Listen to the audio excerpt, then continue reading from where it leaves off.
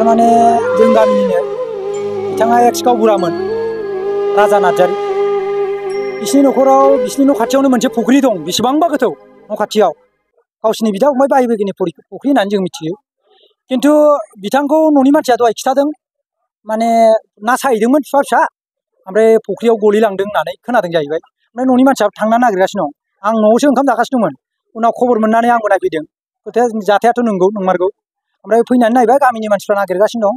बिनि उनावहाय सिङाव मानसिफ्रा फुख्रियाव गोदोनायनि खोथा, दै मोनलोंनाय मा मोनलोंनायजों मानसिफ्रा सिङाव गोदोलांबायमोन। खिन्थु नैबे सेंग्राफ्रा, गामिनि सेंग्राफ्रा नागिरनानै बोखांनो मोन्दों आरोखि। फार्स्टआव बिफाखौ मोनग्रोबाय, बिनि उनावहाय सेकेन्ड बाराव नै फिसालाखौ मोनबाय। बेखौथ' जोंबो बुंनो हाला, जे जायगायाव जोंबो नुवाखै। खालि न'नि मानसिफ्रा होनदों ना सानो थांदोंमोन होननानैल' खोनानो मोन्दों आरोखि आं। दा आं बाराथ' मिथिजोबा, आंबो न'निफ्राय फैब्रबनायसो, नायफैदों आं एक्सुवेलि नंगौना नङा होननानै। बिदि जिनिसखौनो आं नुफैबाय। नंगौ, रायजोनि नङा, गावसिनि न'खरनि जाथि खुरमानि बेक्तिगत सोरनिबानिसो, माने गावसिनिबो नङा फुख्रिया। राजाराम नार्जारी, बे जायनाखि बिथाङा दा दैयाव गब'दों।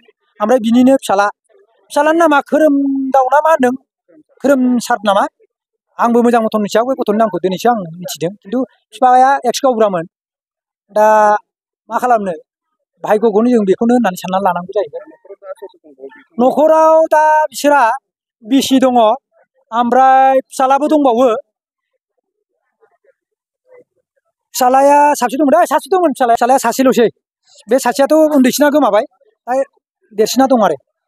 दा निखावरि न'खर, मा खालामनो।